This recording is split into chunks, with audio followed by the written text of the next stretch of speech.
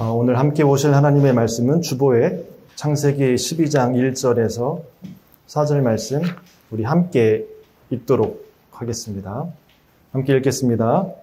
여호와께서 아브라함에게 이르시되 너는 너의 고향과 친척과 아버지 집을 떠나 내가 내게 보여줄 땅으로 가라. 내가 너로 큰 민족을 이루고 내게 복을 주어 내 이름을 창대하게 하리니 너는 복이 될지라. 너를 축복하는 자에게는 내가 복을 내리고 너를 저주하는 자에게는 내가 저주하리니 땅의 모든 족속이 너로 말미암아 복을 얻을 것이라 하신지라. 이에 아브라함이 여호와의 말씀을 따랐고 롯도 그와 함께 갔으며 아브라함이 하란을 떠날 때에 75세였더라. 아멘. 반갑습니다. 여러분들 한 주 만에 또 뵙게 되네요. 우리 옆 사람과 인사하겠습니다. 잘 오셨습니다. 인사하시죠. 잘 오셨습니다. 네. 이 시간이 우리에게 의미 있는 시간, 그리고 또 기분 좋은 시간, 또 나를 좀 이렇게 돌아보는 시간이 될 수 있었으면 좋겠습니다. 하나님의 말씀으로. 저는 목요일이 되면 늘 새벽 5시에 일어나는 시간은 같고요. 집에서 한 6시 15분에 출발합니다. 그래서 송내역에서 이제 용산행 급행을 탑니다. 타면 이제 사람이 많이 이제 꽉 차 있죠. 근데 역 도착할 때마다 내리기도 하고 타시기도 하고. 근데 용산역을 향해서 가면 갈수록 사람 숫자가 점점점 줄어듭니다. 그리고 빈 의자가 생겨나고요. 잠깐이지만 의자에 앉습니다. 그러면 어떤 현상이 일어나냐면 사람이 다 빠져나가고 이제 의자에 앉아서도 전철 창 밖이 보여요. 사람이 없으니까. 혹시 오늘 오시면서 출근하시면서 하늘 한번 올려다 보신 분 한번 손 들어봐 주실래요? 오늘 하늘 봤다. 감성이 살아계십니다. 네, 살아계십니다. 어제 비 엄청 왔죠. 와, 장난 아니게 왔습니다. 저도 어제 평택 공장 갔는데 정말 겁나 많이 오더라고요, 비가. 네, 진짜. 우리 공장마다 비 새는 곳은 없는지, 여러분들 가정마다 비 피는 없으신지 좀 이렇게 걱정이 됩니다. 하늘도 보고요. 또 용산역 도착하기 전에 한강을 지나가거든요. 물이 얼마나 이렇게 올랐는지 그것도 좀 이렇게 보면서 왔습니다. 그러면서 뭘 느꼈냐면 전철 안에 사람이 분주하게 서 있었을 때는 창밖을 볼래야 볼 수가 없었고 푸르른 하늘, 그 한강을 볼 수 없었습니다. 그런데 사람이 하나 둘 빠져나가면서 빈 공간이 생겨나니까 하늘이 보이기 시작하고요. 또 한강이 보이기 시작했습니다. 여러분들 요즘 옆에 계신 아니면 가족분들, 주변 사람들이 좀 보이십니까? 아니면 안 보이십니까? 오늘 그 질문을 좀 드리면서 말씀을 전하려고 합니다. 아마 여러분들 마음 가운데 지금 해야 할 일을 가득 차 있다면 제 말이 안 들리실 거예요. 그리고 안 보이실 거예요. 이 시간 잠시 한 30분 정도, 아니 20분 정도 제가 여기다가 바구니 하나 갖다 놓을 테니까 근심, 걱정, 할 일 잠시 여기다가 다 좀 내려놓으십시오. 자, 바구니 놓겠습니다. 자, 던져 넣으세요. 보입니다. 던지시는 거. 네, 던져 넣으세요. 고맙습니다. 역시 이렇게 액션까지 취해주셔서 고맙습니다. 오늘 말씀의 제목은 낯선 곳입니다. 이제 조금 있으면 이제 휴가철인데요. 여행하시면 뭐가 떠오르십니까? 벌써 설레이시죠? 가족과 함께 어디로 갈지, 어떻게 갈지, 뭐 할지. 왜 여행하면 설렐까요? 그곳은 낯선 곳인데. 우리는 낯선 곳을 되게 두려워하잖아요. 근데 여행으로 생각하면 또 다르게 느껴지는 것 같아요. 오늘 이 창세기에 있는 말씀을 통해서 한번 우리의 삶을 뒤돌아볼 수 있었으면 좋겠고, 그리고 하나님이 우리에게 어떤 삶을 살기를 원하시는지 한번 거기에 집중하셔서 들으실 수 있었으면 좋겠습니다. 낯선 곳 하면 저는 시가 하나 생각납니다. 자, 시를 띄워주시죠. 낯선 곳 하면 이제 곳이라는 그 의미가 장소이기 때문에 내가 있던 익숙한 곳이 아니라 내가 익숙하지 않은 그 낯선 곳 이렇게 생각하실 수 있는데 확실히 시인들은 저희와 생각하는 게 좀 이렇게 더 다릅니다. 제가 한번 읽어드릴게요. 떠나라 낯선 곳으로 아메리카가 아니라 인도네시아가 아니라 그대 하루하루의 반복으로부터 단 한 번도 용서할 수 없는 습관으로부터 그대 떠나라. 떠나라. 떠나는 것이야말로 그대의 재생을 뛰어넘어 최초의 탄생이다. 떠나라. 여행을 하고 오면 새로운 눈을 하나 얻게 되는 것 같아요.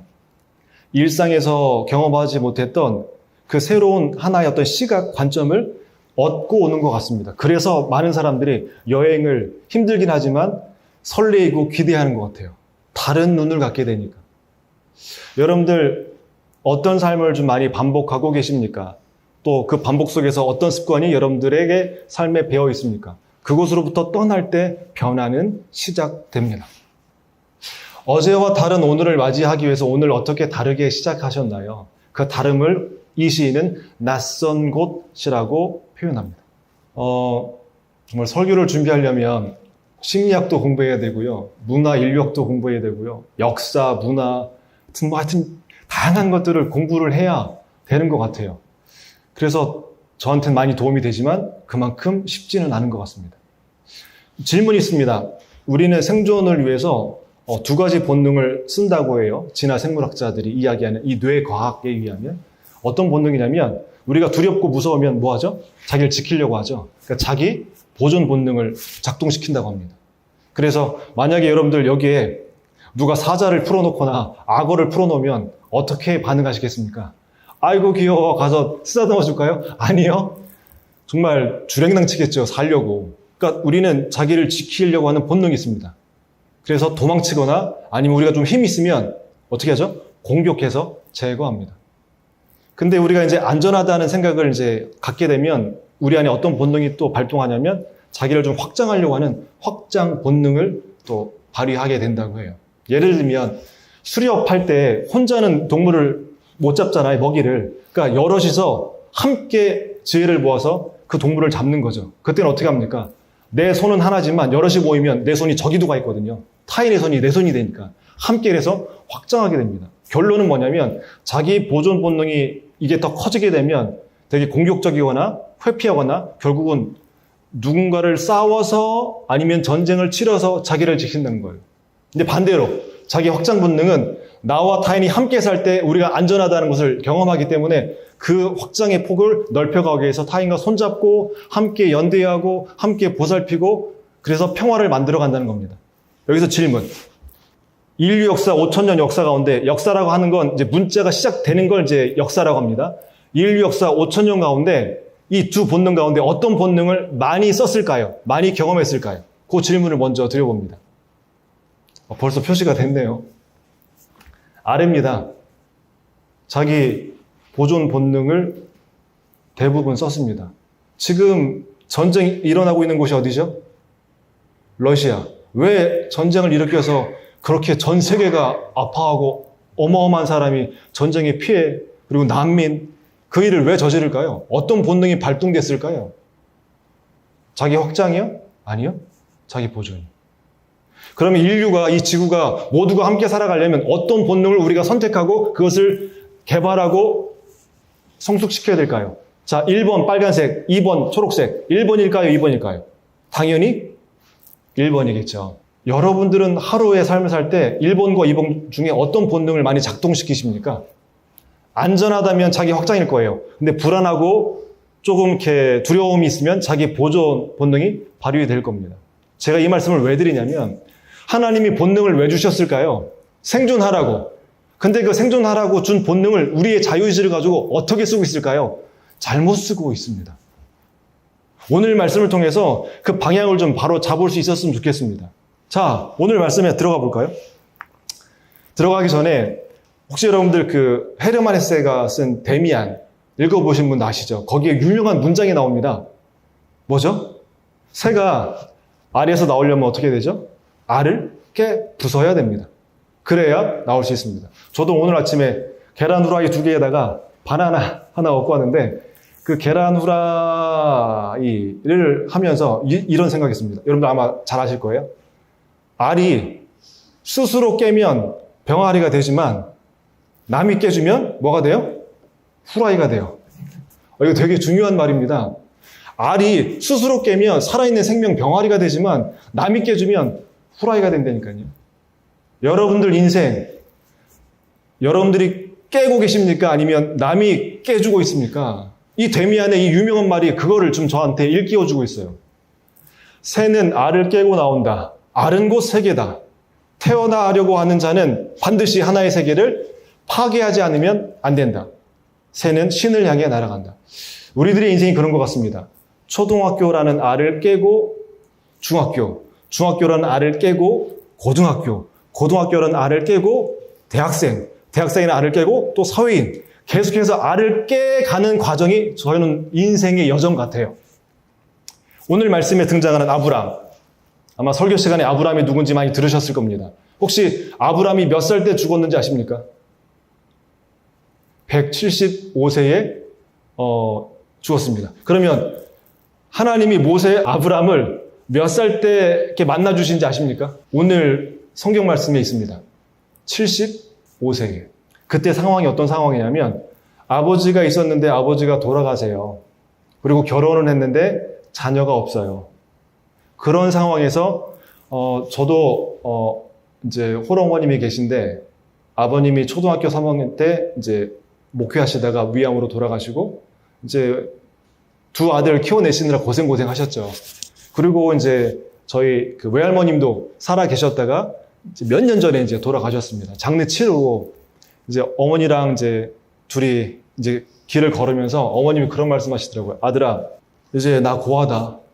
한갑이 넘으신 어머님이 저한테 그러시는 거, 그러면서 이제 우시는 거예요. 아들아, 이제 나 고하다. 나 힘들 때, 나 어려울 때, 내가 가서 기댈 품이 있었고, 내 속상한 속사정 얘기할 수 있는 어머님이 계셨는데, 이제 그 어머님이 안 계신다. 그러면서 이렇게 눈물을 이렇게 주룩주룩 흘리신 그 경험이 있습니다. 아마 아브람도 함께 했던 아버지 그 데라가 이제 이 땅의 삶을 다했을 때 어떤 마음이었을까요? 그리고 함께 사는 그 사례를 통해서 이제 뭔가 아이가 있어야 되는데 아이도 없는 상황. 아버지도 이제 돌아가셔서 없고 아이도 없고 참 힘들고 쉽지 않은 상황일 겁니다. 그 타이밍에 오늘 말씀 12장 1절에 하나님이 아브람을 만나주세요. 어떻게 해요? 음성으로. 근데 되게 황당합니다. 힘들고 어려우면 고향에서 좀 친지분들하고 친척분들하고 더 이렇게 보듬켜 안고 보살피고 함께 해야 되는데 오늘 말씀에 하나님이 뭐라고 말씀하시냐면 여기에 있는 것처럼 너 고향, 너 친척, 네 아비집 떠나라.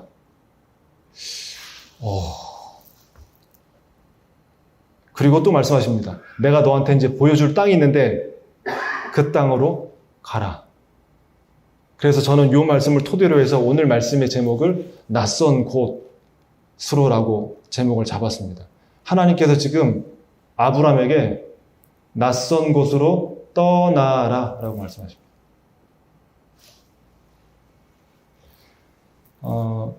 교회 다니시는 분들, 아브람이 어떤 존재죠? 유대 민족, 이게 그 민족의 아버지예요. 그리고 우리가 노래하듯이 믿음의 조상 아브라함은 믿음의 조상입니다. 그 출발점인 아브라함을 하나님께서 어떻게 키워가시는지, 어떻게 만들어가시는지 오늘 그 말씀이 시작점입니다. 떠나라는 거예요. 익숙했고 나에게 안전하고 내가 특별하게 뭐 하지 않아도 괜찮은 그곳, 본토, 친척, 아비집을 떠나라는 거예요. 이 말씀이 무슨 말씀일까? 자, 다음 장면 보여주실래요? 제가 그 성경을 읽을 때 늘 참고하는 그 고전 문헌학자, 서울대 종교학과, 지금은 아니십니다. 배철현 교수의 책들을 많이 인용하고 보는데요. 이분이 이렇게 말합니다. 하나님은 늘 인간을 시험한대요. 어떤 걸 시험하냐? 우리의 태도를요. 그래서 하나님은 우리가 일생을 통해 일궈놓은 안전장치 그리고 기득권을 과감히 버리고 신과 동행할 준비가 되어 있는지 늘 확인하신대요. 어떻게 해요? 익숙하고 편안한 것을 떠나게 하심으로. 근데 그것을 누구를 위해서냐면 우리를 위해서요. 자, 다음 장면 보여주실래요? 낯선 곳에 가면 여러분들 어떠세요? 예를 들면 여러분들이 아는 동네 운전해서 갑니다. 그러면 어느 길에 우측으로 갈지 좌측으로 갈지 깜빡이를 언제 틀어야 될지 다 예측이 되니까 굳이 신경을 안 써요. 다 아시니까. 그런데 여러분들 초행길입니다. 정말 낯선 곳에 가셨어요. 그러면 어떻게 되죠? 우리의 모든 감각이 살아나기 시작하면서요, 집중하기 시작합니다. 시각을 보고요, 거리 이정표 다시 확인하고요, 어디에 뭐가 있는지, 지형지물이 있는지 정확하게 또렷하게 살펴봅니다. 다시 말하면 새롭게 보게 돼요. 낯선 곳에 가게 되면. 왜 하나님이 아브라함에게 낯선 곳으로 떠나게 하셨는가? 전 이 이유입니다. 낯선 곳에 가게 되면 우리에게 주신 그 오감들이 살아납니다. 그리고 새롭게 보게 되고 다시 보게 됩니다. 이 낯설다라는 영어 보면 보이시나요? 낯설고 친숙하지 않고 잘 모르지만 그 속에 새로운 것을 발견하게 됩니다. 자, 다음 장면 보여주실래요? 연세대 설립 언더우드가 4대째 되시는 피터 언더우드라는 분이신데, 이분 이런 얘기합니다. 대한민국이 노벨 수상자가 없는 이유를 우리 교육을 진단하시면서 이렇게 말씀하세요. 잘 안 보이시죠? 제가 편집해 올 때는 제대로 해왔는데 저 컴퓨터로 들어가면서 다 꼬이고 깨지더라고요, 글씨가. 참고 바랍니다. 제가 읽어드리겠습니다. 정부가 법을 만들고 지원금을 준다고 해서 노벨상이 나오는 건 아닙니다. 창조성은 목욕할 때 나오는 때와 같아요. 이쪽 아이디어와 다른 생각이 만나 이게 럽이 영어인데요, 맛비비다라는 뜻입니다. 럽하면 때처럼 밀려 나오는 게 창조성입니다. 우리는 어때요? 다른 동네 출신이니까, 다른 학교 나왔으니까, 우리 편이니까 다른 생각을 무시해버려요. 학교에서도 맞는 답은 여러 개가 될 수 있는데 정답을 찾는 교육만 받습니다. 여러분들, 저도 초등학교, 중고등학교, 대학교 생활하시면서 그 교육 현장에서 많은 걸 배우셨지만 그 교육 현장에서 배운 경험들 한번 정리해 보신다면 뭐 찾기 놀이를 한 것 같아요? 전 돌아보면 정답 찾기 놀이 한 것 같아요. 그 정답은 누구만 알고 있습니까? 선생님만요. 그래서 선생님이 원하는 정답을 찾기 위해서 공부했던 것 같아요. 다른 정답이 나오면 무시했던 것 같아요. 다른 얘기를 할 수 있는 장이 아니라 꼭 그 정답만을 얘기해야 되는 장이었던 것 같습니다. 창조성은 언제 나온다고요? 나와 다른 것을 만나게 될 때 만들어진다고요. 왜요? 다름을 만나게 되면 우리가 그곳에서 새로운 것을 발견하게 됩니다. 아브라함을 왜 익숙한 곳에서 낯선 곳으로 움직이게 하시고 하셨을까요? 우리는 안전하고 익숙하면 더 이상 생각하지 않아요. 생각하지 않아요. 생각하지 않아도 되니까요. 근데 낯선 곳에 가면 다시 생각해야 됩니다. 다시 돌아와야 됩니다. 예전의 사고와 예전의 시각과 예전의 방식으로는 소통이 안 되니까요. 다음 장면 보여주겠어요? 저도 결혼한 지 이제 18년이 됐는데요. 19년이 됐구나. 19년이 됐는데 사랑해서 결혼했지만 한 해 한 해 지나면서 뭘 경험하냐면, 와, 내 와이프는 나랑 정말 다른 존재구나. 와, 하나서부터 열까지 같은 건 거의 없고 다 다르구나. 그러니까 제가 아내와 결혼하고 살아가면서 그 다름을 경험하는데, 제가 만약에 그 다름을 이렇게 배척하거나 밀어내거나 그걸 끌어안지 않았다면 아마 지금까지 같이 살지 못했을 겁니다. 근데 같이 살면서 무엇을 경험하게 되냐면 그 다름을 이해하게 되고 또 다름을 끌어안게 되고, 그러면서 같이 살아갈 수 있는 공존의 방법을 만들어 가게 되더라고요. 그렇게 해왔더니 19년 동안 같이 살게 됐고 지금도 살고 있습니다. 제가 무슨 말씀을 드린 거냐면, 낯선 곳에 가게 되면 우리가 가장 먼저 접하는 게 다름입니다. 여러분, 다름을 어떻게 반응하시나요? 피부 색깔, 경제적 차이, 지역 차이. 보통 우리는 다름을 익숙하지 않기 때문에 배척하거나 밀어냅니다. 근데 오늘 성경에 보면 거룩이라는 단어가 나오는데, 그 거룩은 하나님을 지칭할 때 쓰는 속성이거든요. 거룩. 근데 그 거룩이라는 뜻이 뭐냐면 다름이라는 뜻이 있습니다. 다름. 하나님은 끊임없이 우리로 하여금 그 다름을 만나게 하십니다. 왜요? 다름을 통해서만이 우리를 볼 수 있고 우리를 성찰할 수 있기 때문입니다. 그런데 우리가 그 다름을 만나게 되면 어떻게 하는가? 배척하거나 밀어냅니다. 낯선 곳으로 다름을 경험하게 하면서 어떻게 하십니까? 나그네의 삶이 무엇인지, 그리고 우리가 함께 살아가려면 그 다름을 어떻게 해야 되는지 하나하나 경험하게 하십니다. 그래서 다음 장 한번 보여주실래요? 아브라함이 이제 100세 때 이삭을 얻게 됩니다. 근데 이삭을 얻게 될 때 99세 때 이제 하나님의 천사를 통해서 너 내년에 아들을 낳게 될 건데 그 예언을 듣게 되는 게 99세입니다. 요걸 언제 듣게 되냐면 아브라함이 이제 장막 생활을 합니다. 텐트를 치고 이제 유목 생활이라고 보시면 돼요.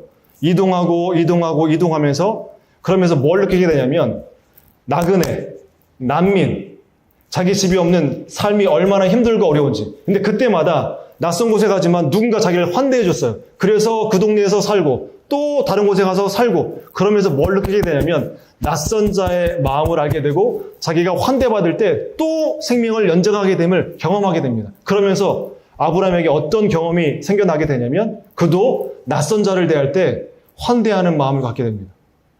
그러면서 나그네 셋이 걸어오는 걸 보자 그에게 다가가서 자기 장막으로 모시고 소를 잡고 우유를 대접하면서 아주 친절하게 대접을 합니다. 그때 그 중에 하나가 하나님이셨고 나머지는 천사였습니다. 그때 아브라함은 1년 뒤에 이삭을 갖게 될 예언을 그 3명의 나그네 중에 한 사람을 통해서 듣게 됩니다. 자, 질문 드려볼게요. 하나님은 어떤 모습으로 우리에게 다가오실까요? 우리가 잘 아는 사람이 아니라 낯선 타인의 모습으로 다가오십니다.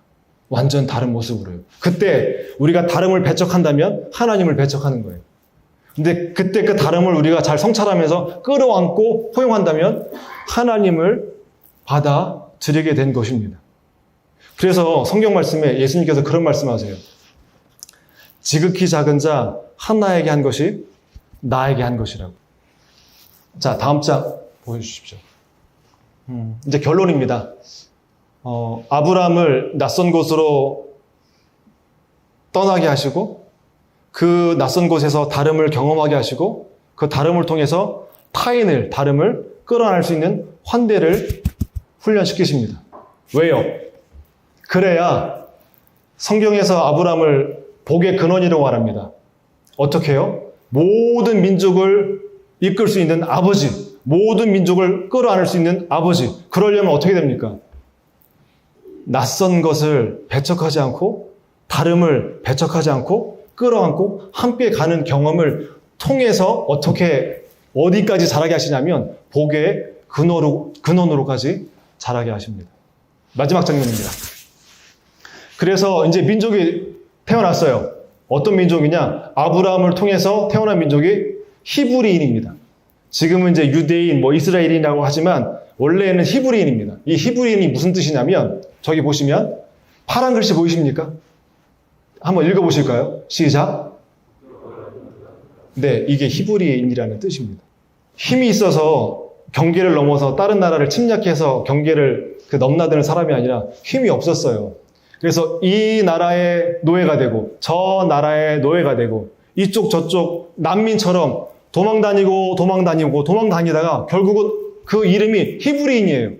경계를 늘 넘나드는 사람이에요. 그래서 다 이쪽 문화도 알고 이쪽 문화도 압니다. 하나님이 왜 히브리인 이스라엘 백성을 통해서 지금 우리에게 던져주시는 메시지가 뭘까요? 다름을 끌어안지 않으면, 낯선 곳에 가서 다름을 끌어안지 않으면 우리는 살 수 없다라는 거. 아브라함도 낯선 곳으로 보내셔서 이 훈련을 시키시면서 민족의 아버지로 키우셨던 것처럼 우리 모두도 그 다름을 끌어안고 경계를 넘어설 때 모두가 살 수 있다는 것을 이 아브라함을 통해서 우리에게 가르쳐 주십니다. 여러분들의 경계가 어디십니까? 경계를 넘기 위해서 어떻게 하십니까? 오늘 하나님은 말씀하십니다. 그 경계를 넘어서서 낯선 곳으로 한 걸음 한 걸음 나아가라고. 그리고 그 다름을 몸으로 경험하라고요.